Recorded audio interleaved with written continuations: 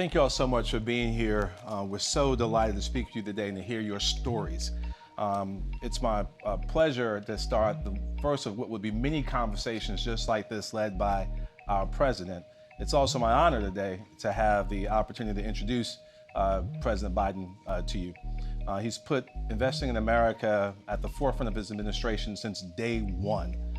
So with that, I'd like to turn it over to our president, Joe Biden. Well, thank you, Mayor, for that introduction, and a special thanks to all of you for joining us. Mayor Woodfin, Chairwoman Flores, Cecilia, as well as Jackie, it's good to have you all. You've all been incredible partners in the progress we made together, which, quite frankly, is why we're meeting today. 4 years ago, when I came to office, the pandemic was raging and our economy was reeling. 4 years later, there's still more to do, but we had one of the most extraordinary periods of progress ever in history of this country. COVID no longer controls our lives. We've gone from economic crisis to the strongest economy in the world, literally. A record 16 million new jobs, record small business growth, record stock market, record high 401ks, wages are up, inflation is down, way down, and continuing to come down, and the smallest racial wealth gap in 20 years. I signed historic laws modernizing our infrastructure, bringing new chip factories back to the United States. We invented those chips. Lowering prescription drug prices and lowering them significantly. Fighting the climate crisis and gun violence, and so much more. But the bottom line is thousands of cities and towns all across America are seeing the great American comeback story, whether they're in red states or blue. All is part of what we're calling an Invest in America agenda. It's about seeking my commitment, speaking to the commitment I made as president, to be president for all Americans, whether you voted for me or not, whether you're in a red state or a blue state. And it's what's being highlighted. We're doing that today to highlight and show we're just getting started. In the weeks ahead, I'll talk with Americans all across the country about the progress we're seeing in their communities. Roads and bridges being built, lead pipes being removed from homes and schools, seniors saving significant money on prescription drug prices. And through the Investing in America agenda, we planted the seeds for a better future, and now those seeds are finally beginning to sprout. As a result, we're on the cusp of incredible progress and prosperity for the decade to come. That's why we're going to talk about today. The story is about people whose lives are better in the future that we can be proud of. We're proving, once again, what I've always believed. We're the only nation in the world that's come out of every crisis we faced stronger than when we entered that crisis. We just have to remember who we are. We're the United States of America. And nothing's beyond our capacity when we do it together. So I'm going to stop there and I'm going to turn it over to Mayor Benjamin, who I just saw recently, by the way, to get the conversation going. And by the way, Mr. Mayor, congratulations to that beautiful young child of yours. That's really, you're a lucky man. You tell me is she already a supporter? She's a supporter, sir. Thank you, Mr. President. Well, God love you. But really, God love your wife. Yes, sir. At any rate, fire away. Go ahead, Randall. Mayor Woodfin, go ahead. Why don't you share with us your Birmingham story? Well, listen, first, would say we're very, very thankful to you, Mr. President, and your entire administration, which has allowed us as a city and a government to truly focus on putting people first. You know, over the last 4 years, as you stated, there has been an upswing. For us, wages, income, and employment have been on the rise in Birmingham. The average income has increased by more than 10,000, and we've exceeded pre-pandemic employment by over 17,000 jobs. So Birmingham is seeing job creation. We're seeing growth in innovative industries and opportunity. And I can say without a doubt, that is directly related to the Biden administration for your investments and support. We're also tracking along national trends as it relates to small business growth and expansion. We've even created an Office of Business Diversity and Opportunity to be intentionally focused on minority and women-owned businesses. And so again, thank you to your administration.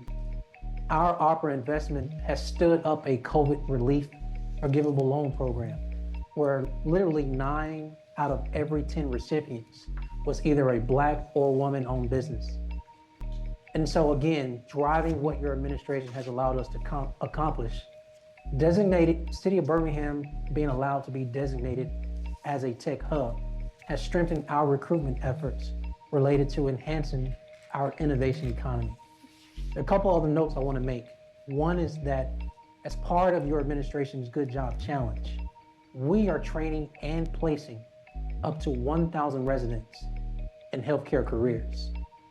In addition to that, as the state of Alabama is the epicenter of the automotive industry, we're seeing a boost because of your Inflation Reduction Act. And because of those same investments in electric and batteries, in 2023, Alabama became the #1 exporter of motor vehicles in the US, which we shipped more than 11 billion in automobiles. These investments, Mr. President, helped us train workers right here in the city limits of Birmingham for more advanced manufacturing jobs. So it doesn't matter through small businesses, clean energy, advanced manufacturing, and healthcare. Our residents see more and more that they don't have to leave their hometown, their city limits, to get a good job, because they can get one right here. And for us, in closing, that really means that the people of Birmingham are excited for a brighter future, excited to see themselves in it, their families, and for us, a great city. So we truly thank you. Well, Mayor, tell me, up in North Birmingham, which is, I think, primarily a minority community, what are you doing up there to revitalize things? So North Birmingham, first of all, it's kind of personal to me. I actually spent my first 11 years of life living in North Birmingham and went to North Birmingham Elementary. But this area has been historically disadvantaged. It is 100% minority Black. We're talking about low employment, as well as few resources for its residents. And so we were so excited to receive a $20 million grant as part of the Distress Area Recompete Pilot Program for this area. And so in this North Birmingham footprint, it is going to allow us to catalyze economic growth. We call it Reinvest Birmingham. This initiative, a little bit more detail, will allow us to rebuild something that's so important to all communities, our North Birmingham Library. And at this actual place, it affords us to create opportunity for learning and careers, as well as seeing a new workforce training site connected to this library for investments in entrepreneurship. And my favorite part, because it's part of the national conversation, is a child care facility. Look, so that's it, Mr. President. It's a game changer for us. Well, I'll tell you what, I can see Frederick Douglass' book behind you. He's proud of you right now, in your library. Well, look, Yes, boss. Sure. So thank you so much, Mayor Woodfin, for your leadership. Now I have a chance to call on Ms. Jackie Trapp from Muskego, Wisconsin, to share her story with the president. Thank you, Mr. Mayor and Mr. President. I'm Jackie Trapp, a former social studies teacher turned family caregiver. And in 2015, I was diagnosed with an incurable cancer, multiple myeloma. Both the cancer and the chemotherapy caused blood clots, heart attacks, and strokes. So I'll likely be on the critical blood thinner Xarelto for the rest of my life. The new negotiated price of Xarelto, because of the Inflation Reduction Act, is a tremendous win for countless patients like me who rely on this previously cost-prohibitive medication to live. Prior to the Inflation Reduction Act, my out-of-pocket drug cost ranged from $15,000 to over $21,000 a year, every year for 9 years. My energy to fight my cancer was diverted to finding ways to fund my prescriptions. It became my latest occupation, really. Excuse me. But on New Year's Day, when everybody was ringing in the new year, I actually celebrated my first fill of prescriptions, knowing that the $3,300 I paid was going to be my total for the year. In 2025, that cap drops to $2,000, and I won't have to come up with tens of thousands of dollars every year anymore for my medication. Before the Inflation Reduction Act, my husband and I used our savings. I navigated grants, took out home loans, we sold vehicles, and we sold furnishings and cut out all but the essentials just to meet my co-pays. Ordinary things like dinner out, catching a movie, or exchanging gifts had pretty much ceased. And I thought, no one would ever take on Big Pharma, as they held patients like me hostage with monopolies over my essential drugs. So I cannot overstate my gratitude for this law, especially to you, President Biden. Thank you so, so much for looking out for patients like me. I have one important question. What's your dog's name? My dog is Jake. Jake. Well, I tell Jake you what. The dog.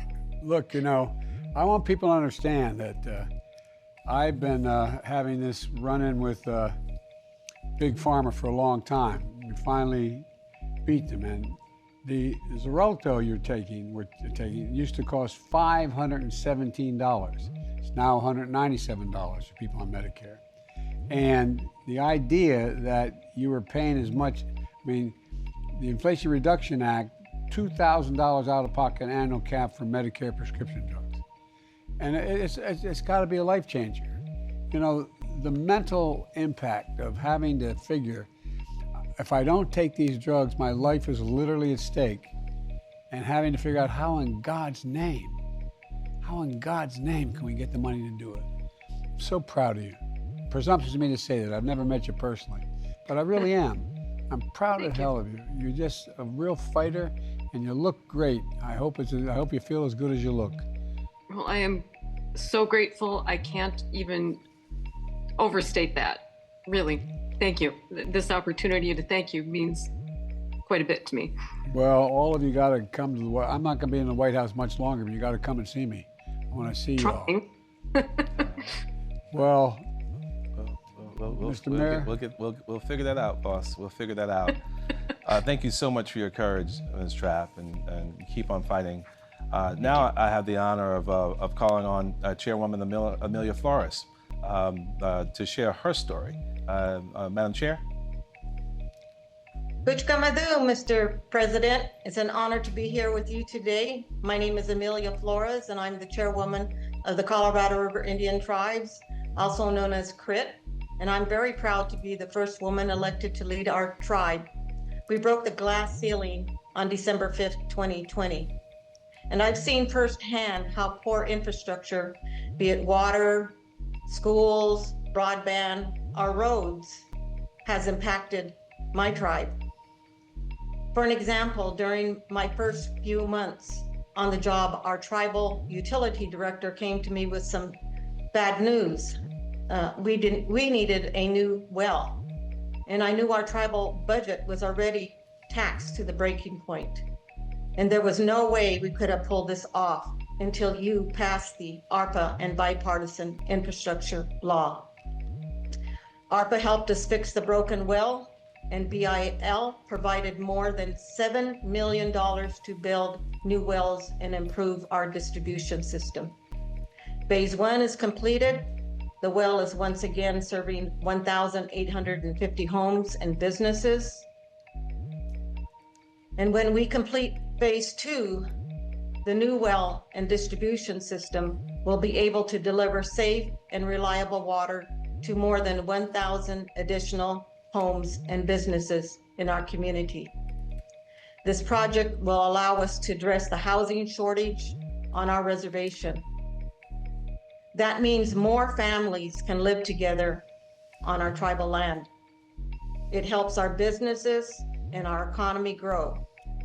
Together, that strengthens our culture and, most importantly, our sovereignty. The well and water treatment plant will have a long-term impact in our community. And I am grateful for your leadership in making that all happen, Mr. President. well, I'm grateful to you. And by the way, I learned a long time ago from a friend of mine from Hawaii, a senior senator, when I got elected as a 30-year-old kid to the Senate. He said, Joe, it's Indian nations, Indian nations. And that's exactly how you're handling it. That's how it's treated. And the sovereignty is real. And you need the help. You need the help. And let me ask you a question, Chairwoman. Sure. How are these investments helping your community see a brighter future for themselves and their families?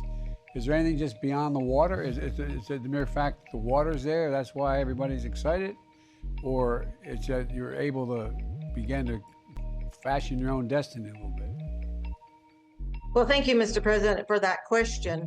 And certainly, with the monies that had come from ARPA and the bipartisan law, it allows for more people to return back to the reservation, because many of our tribal members leave the reservation to find work. And when they leave, they oftentimes take their families with them. And then eventually 20, 30 years after, they want to come back home. And that's hard because we don't have the housing or the infrastructure for them to come back. And we haven't been able to do that for them.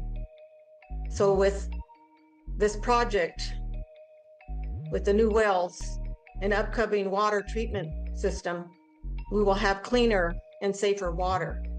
We now have the infrastructure we need to build for housing for our people, and we can build up our community. We'll have more families here, and that really changes things up for us and gives us hope. And yes, we're the tribes with the water. We have senior water rights on the lower Colorado River Basin. And we have the largest water right. Thank you. I know you do, and it's about time everybody recognized it. And we just had a photograph up on the other board here while you were talking about how beautiful the countryside is. It's a magnificent area. So thank you, and you're doing a great job. Thank you very much. Thank you. Thank you, and God bless you. Thank you. Well, now it's our honor. We have Ms. Cecilia Moyep from Philadelphia, Pennsylvania, here to share her story. Please, Ms. Moyep, please. Thank you. My name is Cecilia Moyep. In 1966, I was a widow with 3 small children living in Chinatown, Philadelphia. I was at a public meeting when I found out that the church and school my children went to was going to be demolished for a federal highway program. The church was the heart and lifeblood of the community, so I got involved. I formed a grassroots organization to fight against the highway. We organized, we picketed, we protested. Well, we did have some success because we were successful in protecting the school and the church from being demolished. But despite our efforts, the Vine Street Expressway was still built through the heart of Chinatown. And even over the years, many of my neighbors and I were forced out of our houses because of other transportation projects. The Vine Street Expressway created a physical divide that made Chinatown less safe. It made our air quality worse. The construction displaced so many people from our community. But from the very beginning, we tried to get the highway capped to improve safety and to reconnect Chinatown, but there was never funding to make it happen. But now, after 50 years of organizing, thanks to you and your administration for their investment in the Chinatown Stitch Project, this dream will finally become a reality. Our community has been asking for this for decades, and it would never have happened without your funding. Thank you so much for delivering, Mr. President, for our community. Cecilia, I know your community pretty well. I live down the road in Delaware, and I-95 went through my community, and not where I live, but in the western part of the city. And it divided entire communities. It's 4 lanes across, and we've been fighting for a long time. We finally got commitments. We got the money. For example, you're going to share on how $159 million from the Inflation Reduction Act and the China Stitch Project is going to reconnect Philadelphia Chinatown, which was divided in construction back in the 60s with the Vine Street Expressway. That project will cover 2.5 blocks of expressway with public green space, achieving the goal you've been fighting for nearly 60 years. I know you're only 62 years old, but you've been fighting a long time.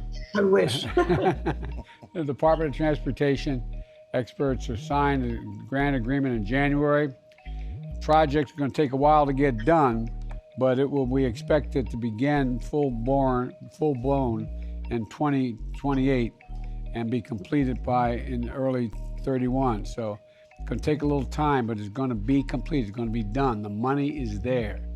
And I'm still alive to see it. you'll be alive. But God love you. It's something the community has wanted for a long, long time. And this will give our community, families and children, the peace of mind knowing that people can be safe going to school and to work.